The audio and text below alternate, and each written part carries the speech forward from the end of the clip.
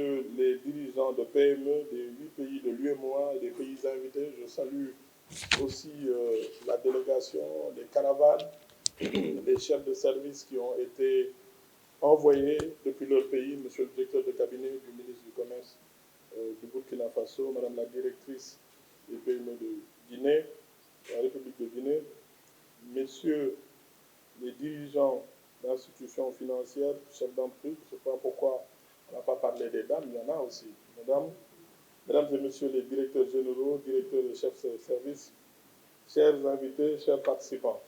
Alors j'ai compris que quand on prenait ici la parole, il fallait faire son mea culpa sur ce qui est sur le port, le vêtement, c'est fait au Sénégal ou pas. En tout cas, moi, mon costume est fait par un tailleur sénégalais. Bon, je ne sais pas pourquoi le directeur national de la BCEAO n'a pas fait comme moi, tout comme le DG de la FAGAS, mais je m'en sors parce que le tailleur est sénégalais. Alors, j'ai envie de lire mon discours, mais pour avoir été entrepreneur moi-même et pour avoir écouté les banquiers, je n'ai pas encore écouté de chef d'entreprise, je sais que le débat va être très croustillant tout à l'heure. Parce qu'on a d'un côté mon ami et doyen et voisin Bokarsi, qui a évoqué pourquoi les banques ne finançaient pas. Bon, les banques financent quand même. Je pense qu'il y a quelques années, quand on s'occupait du logement, c'était 4 000 milliards. Maintenant, on est à combien? 7 000 milliards, n'est-ce pas? On a parlé aussi des questions de transparence dans l'information. C'est important parce qu'un banquier aussi, voilà, il travaille pour des actionnaires. En fin d'année, il doit faire aussi son bilan et dire qu'est-ce que son activité lui a permis de tirer. On a aussi parlé de la transparence, de la confiance, de l'expertise. Tout ça, c'est vrai, c'est une réalité. Je voudrais donner mon point de vue avant de lire mon discours. Je salue aussi encore M. le gouverneur Barrot. Je vais raconter tout à l'heure au directeur Mohamed El-Amin Lo, je dis, monsieur le gouverneur Barrot nous donne une leçon, on a nos papiers, lui il a son téléphone portable et il arrive à délivrer son discours.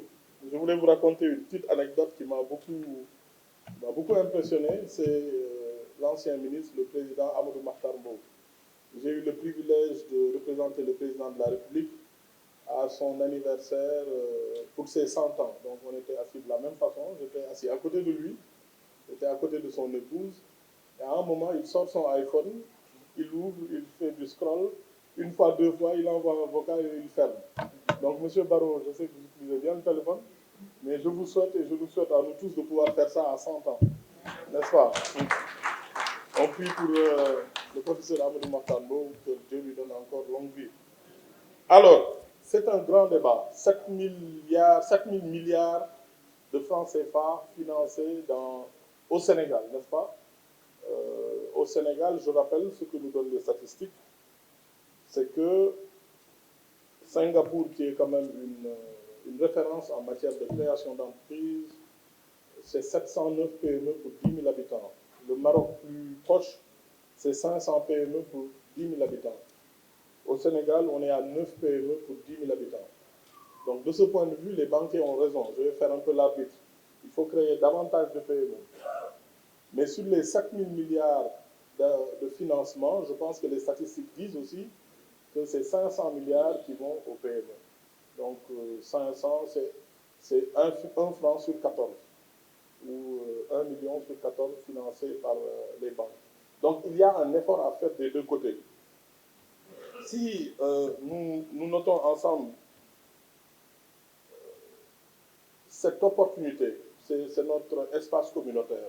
Nous avons des règles communautaires qui nous permettent d'avoir des financements, de travailler avec beaucoup de banques, quelle que soit la place, dès lors qu'on est dans l'espace communautaire. Nous avons aussi un marché très important, le marché de l'UEMOA, qui n'est pas négligeable en termes de consommateurs.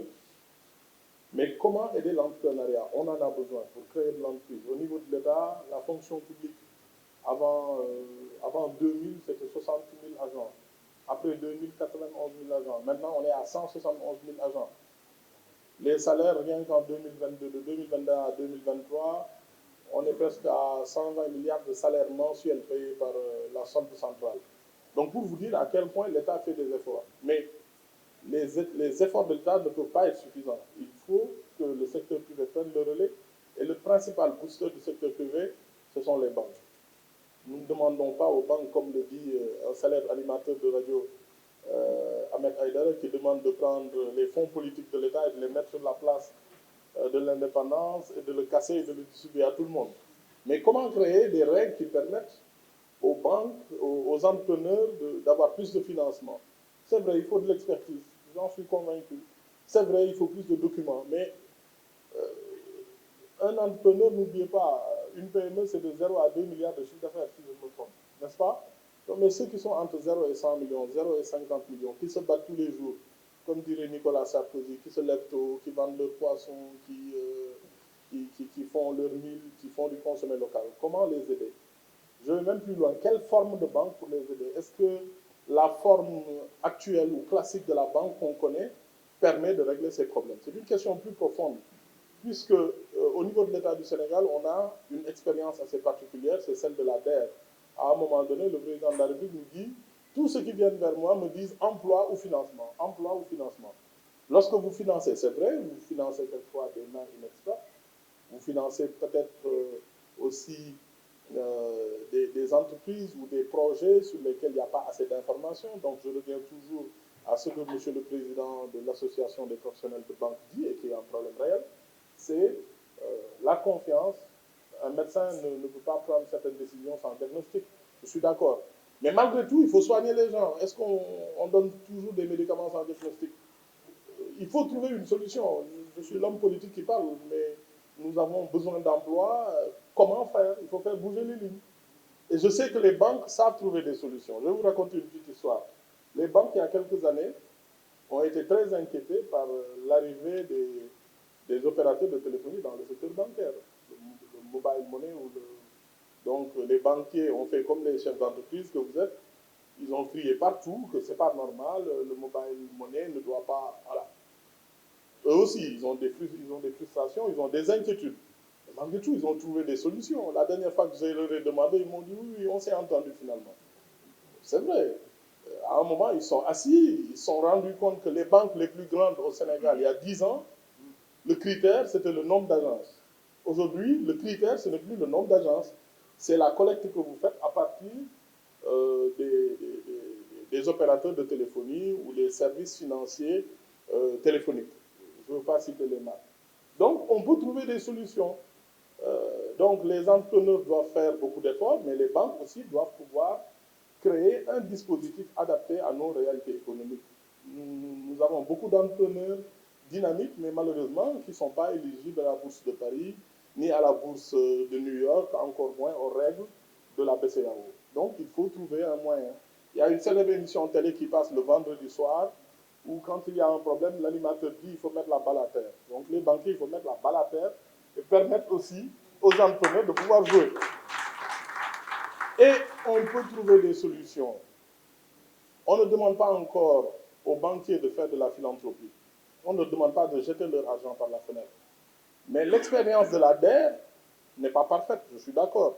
Mais en 5 ans ou 6 ans, c'est 122 milliards de financement donné. Il y a 325 milliards sur la plateforme de demande, 122 milliards. J'imagine qu'il y a du bon, il y a du mauvais, mais ça a boosté quand même l'écosystème. Beaucoup de petits entrepreneurs ont pu trouver leurs 300 000, leurs 500 000, leurs 1 million, leurs 2 millions. Là où l'expérience de la DER est très importante, c'est qu'elle a permis aussi, dans le dispositif, de permettre à beaucoup d'entreprises ou d'entrepreneurs, de GIE, qui ne s'étaient pas formalisés. Parce que quand je demande au délégué général à l'entrepreneuriat rapide, moi, j'ai comme vous, hein, au départ, j'ai dit oui, mais l'entrepreneuriat, est-ce que ça peut être rapide? Est-ce que ça peut être rapide? C'est un projet, c'est une ambition, ce genre de choses. Quand j'ai cessé de philosopher sur le sujet, j'ai tenté d'être pragmatique, mais la réalité, c'est que vous allez dans une localité où vous avez des producteurs, par exemple, de sel, on les met ensemble, on les aide à se formaliser, on met derrière un expert ou quelqu'un, je ne sais pas, du secteur, et finalement, un investissement, ils ont besoin de camions, ils ont besoin d'infrastructures, ils ont ce financement-là, et ils en font un bon usage parce qu'il y a quelqu'un derrière poursuivre. Vous allez chez les productrices de mangue qui ont besoin d'une machine pour sécher, les producteurs de noix de cajou. Il y a toujours quelque chose à faire. Et je pense que ces efforts qui sont faits par l'État doivent pouvoir être faits aussi par les banques. Moi, je rêve que les banques, un jour, s'asseyent et disent oui, 1%, 2%, 10% de nos bénéfices, on doit pouvoir les mettre dans une fondation pour l'accompagnement des entrepreneurs, parce que c'est ça le vrai problème. On a de l'envie, on a de l'argent, mais entre les deux, il y a la conciliation qu'il faut faire. Quelqu'un a dit tout à l'heure, quand on met des hommes, ils font la guerre. Quand vous mettez un homme et une femme, attention, s'il n'y a pas de l'accompagnement, ça peut aussi créer de la guerre, hein, ça je vous le dis. Donc, il faut un accompagnement. Il faut un accompagnement. Et je pense que les États, en tout cas, font beaucoup d'efforts, mais les banques aussi doivent mettre la balle à terre, créer ce dispositif d'accompagnement. Je ne sais pas ce que ça va vous coûter, 1%, 2% des bénéfices, parce que notre monde a besoin de ça. On le dit souvent dans les images du monde qu'on nous montre, on nous dit que beaucoup de nos jeunes prennent des pirogues pour aller à l'extérieur, c'est vrai, c'est une réalité. Attention, on ne s'arrête pas sur les chiffres. Moi, j'aime bien faire comme le directeur de la BCAO. À chaque fois qu'il donne une information, il donne sur les chiffres. Je prends l'exemple du Sénégal. On nous dit que beaucoup de nos jeunes prennent les pirogues pour aller en mer. C'est vrai, il y en a. C'est vrai aussi que pour la bonne partie, c'est des questions économiques, mais pas tout le temps. Ce que nous donnent les statistiques de la dernière étude de l'ANSD, c'est que beaucoup de Sénégalais émigrent, vont vers l'émigration, mais ceux qui viennent s'installer au Sénégal sont plus nombreux que ceux qui partent. L'autre point de cette étude, c'est que ceux qui partent du Sénégal, en général, reviennent au bout de 3 ans. Ceux qui viennent s'installer ne repartent pas. Donc, ce qui veut dire que nos pays ont, il y a des opportunités à saisir. Et j'en veux pour preuve M. Barrot, puisque lui-même, il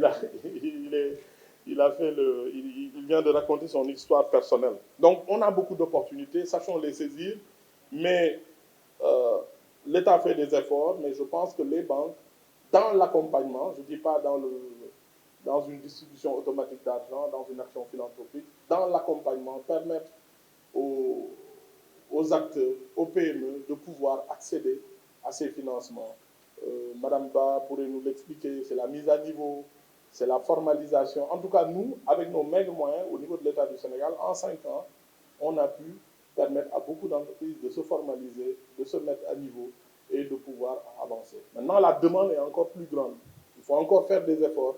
Nous sommes conscients que nous ne pouvons pas faire tous les efforts, mais ensemble, on peut faire ces efforts.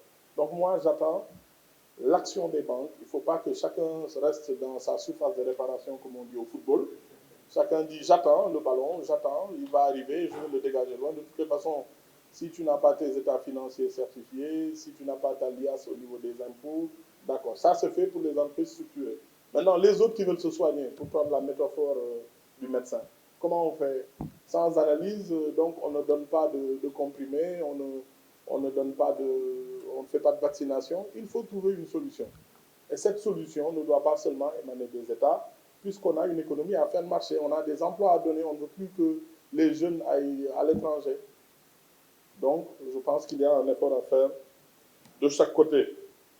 Je voulais vous donner aussi un autre exemple, je ne sais pas, c'est l'exemple d'un boulanger que j'ai reçu, alors il y a 2 semaines. Vous savez, quand vous êtes ministre du Commerce et de la Consommation, il y a des secteurs qui ont le don de calmer un peu votre période de repos ou votre période. Au mois d'août, ce sont les importateurs d'oignons. Et au mois d'octobre, ce sont les boulangers. Donc les boulangers veulent augmenter le prix du pain de 50 francs. Donc je fais mon analyse, j'appelle les boulangers. Il y en a qui disent que le nombre de sacs de farine qu'il faut traiter par jour pour être rentable, c'est 9 sacs. Donc à partir de 9 sacs, vous faites à peu près 300 baguettes de pain par sac, ce genre de choses. Et si l'électricité augmente,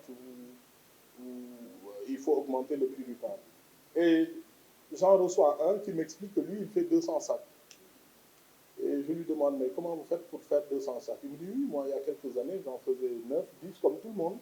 Mais je me suis rendu compte qu'il y avait un distributeur entre moi et les clients qui prenait beaucoup de marge. Donc, j'ai voulu être distributeur. Je me suis rendu compte que distributeur, ce n'était pas mon métier. Mais j'ai vu encore dans la recherche qu'il y avait beaucoup de gargotes à Dakar qui consommaient au moins 10 baguettes par jour. Il m'a dit, je les ai regardées, j'ai vu qu'elles avaient du potentiel. Je leur ai donné le pain à un prix cassé. Donc, j'ai partagé la marge qui devait aller avec, euh, avec le distributeur. Et je me suis rendu compte que le vrai game changer de mon business, c'était les gargotières. Et je lui ai dit, bon, finalement, qu'est-ce que vous avez fait? Il m'a dit, je me suis substitué aux banques, j'allais trouver des personnes qui voulaient travailler.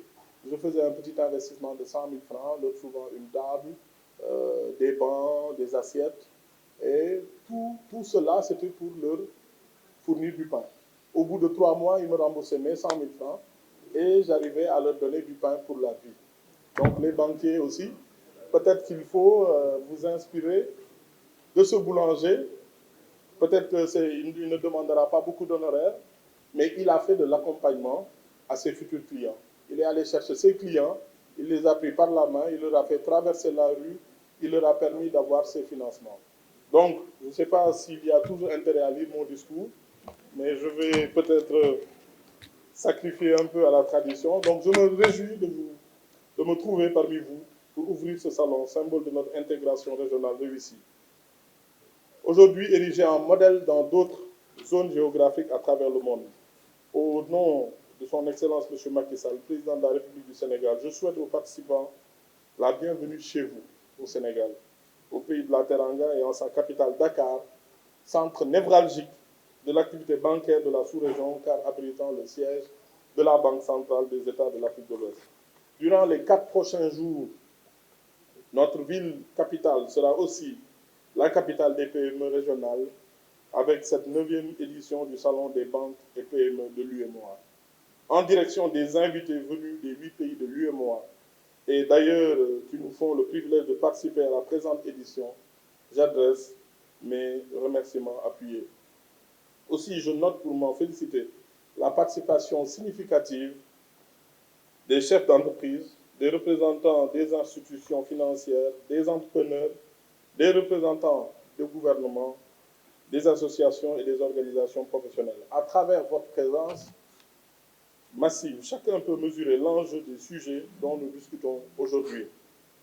Mesdames, Messieurs, le thème de cette édition, intitulé « Accompagnement et financement des AOP et PME de l'UEMOA dans un contexte de résilience et de relance des économies ». Donc, je n'ai pas raté le sujet. Le sujet, c'est l'accompagnement.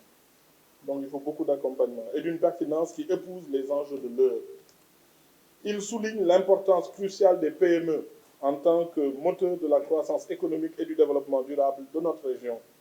Et malgré toutes les contraintes liées aux crises multiformes auxquelles fait face le monde, les PME de l'UEMOA font montre d'une grande capacité de résilience, d'innovation pour surmonter les obstacles et chercher des opportunités dans un environnement mondial complexe. Nos pays et nos partenaires prennent également des mesures pour soutenir les PME en renforçant leur accompagnement à l'accès au financement, à l'accès au marché et en améliorant davantage leur capacité productive et leur compétitivité. Je reste convaincu qu'en travaillant ensemble nos pays, à travers les institutions financières, les entreprises, les associations et organisations professionnelles peuvent contribuer à créer un environnement propice à la croissance des PME et au décollage économique de l'espace UEMOA. Mesdames et Messieurs, les gouvernements respectifs des pays de l'UEMOA continueront de faire leur part, à savoir se donner les moyens de créer et entretenir un environnement propice au développement des affaires. Il appartient dès lors aux différents acteurs de saisir les opportunités qui se dégagent, de tisser des liens, de faire preuve d'audace et d'innovation et d'être attractifs pour les institutions financières afin d'obtenir les meilleurs modes de financement possibles. Bon, si je suis bon porte-parole, là j'ai parlé pour les banques. Mais dans le discours, on ne parle pas de ce que les banques doivent faire. Donc les banques aussi doivent faire des efforts pour accompagner davantage les entreprises comme le font les États. Nous sommes dans des économies fragiles. On n'a pas tous les moyens d'avoir les états financiers, l'accompagnement, l'alliance fiscale, l'expertise. Et il le faut. Je suis convaincu qu'il faut le développer. Mais pour le faire, il faut l'accompagnement de l'État, mais aussi des banques.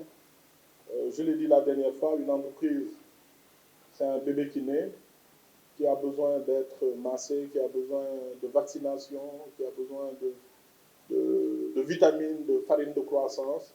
Donc chacun doit aider ce bébé à grandir. Et quand il grandira, comme on dit en Afrique, il sera bénéfique pour nous tous et pour les banques aussi.